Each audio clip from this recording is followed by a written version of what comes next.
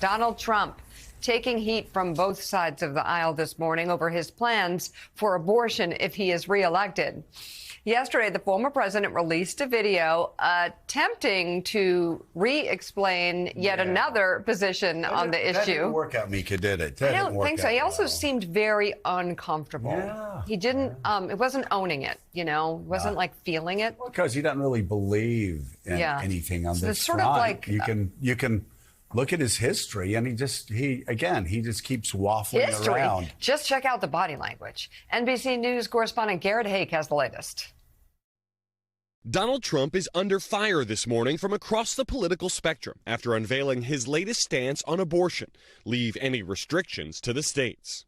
Many states will be different. Many will have a different number of weeks, or some will have more conservative than others, and that's what they will be. The former president also claiming credit for the 2022 Supreme Court decision, backed by 3 Trump-appointed justices, that overturned Roe v. Wade and returned the abortion issue to the states, some of which have enacted near-total bans on the procedure. President Biden responding in this campaign video. Donald Trump just endorsed every single state ban on reproductive care nationwide. This is just filled with some of the things. The president's campaign also releasing a new ad highlighting the story of a Texas woman denied medical care after a miscarriage, placing blame on the state's strict abortion ban, passed after Roe was overturned. Mr. Trump's stance also criticized from the right, including by his former VP Mike Pence, who slammed him on social media for not calling for a national ban, writing, quote, "President Trump's retreat on the right to life is a slap in the face to the millions of pro-life Americans who voted for him in 2016 and 2020. For Mr. Trump, Monday's announcement the latest step in a long public evolution on abortion. I'm very pro-choice. I'm pro-life. Do you believe in punishment for abortion? Yes or no, as a principle? The answer is that there has to be some form of punishment. Both sides are going to come together. It could be state or it could be federal. I don't frankly care. All right, please allow me. There has to be some form of punishment. Wants to punish women. Let me tell you something. Then punish the doctors. He's punishing women. It's happened. Thanks to undermining Roe and the overturning of Roe, women across America are being severely punished. Not just for abortions, but for the health care that they need, terminations, DNCs, whatever else, even IVF has been put on the table. What's next exactly? Because bleeding out in a parking lot, that's on the table now.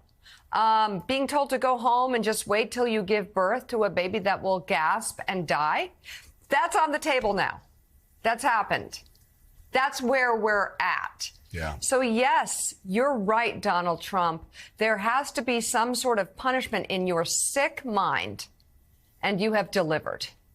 He's punished women. There's no doubt about that. And Jen, it's not just women. We hear one horror story after another.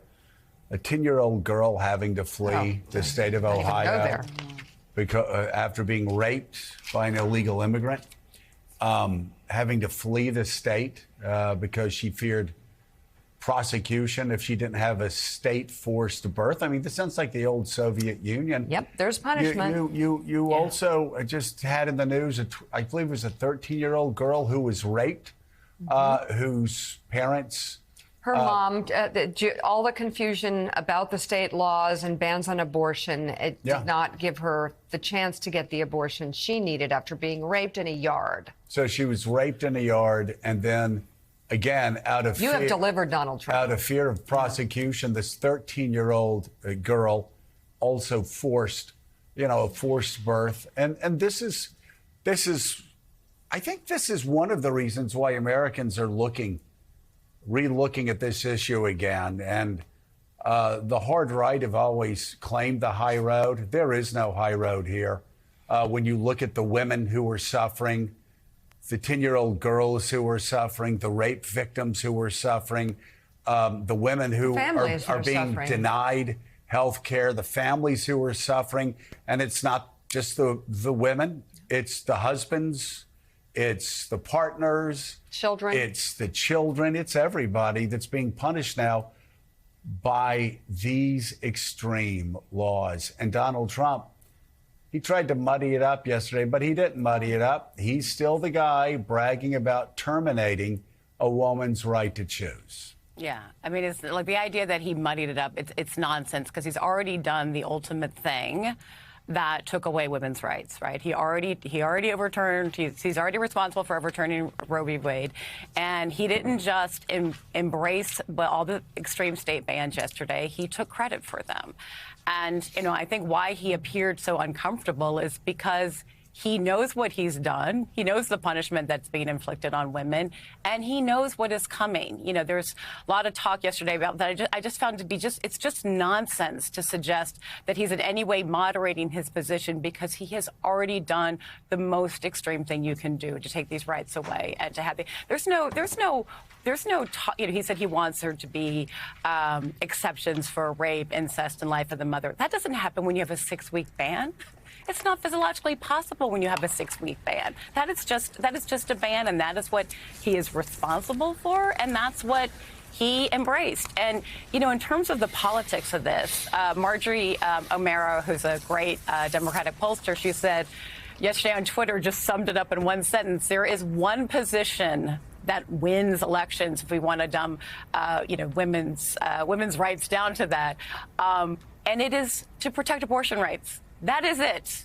That is the position that wins elections, and when it comes to this issue. And so I think you're right, Joe, that we sort of come back around on this issue over the last 30 years to say, fundamentally, women should have rights, and we should trust them to make these decisions. Hey everyone, MSNBC has a new and improved app. You'll get real-time alerts and analysis, live blogs, in-depth essays, video highlights, and the best 2024 election coverage. Download the new MSNBC app. Here's how to do it. You tap on the App Store on your phone. You hit search on the bottom right corner. You type in MSNBC. You click on the MSNBC app. You click on Get or the cloud icon and enjoy it.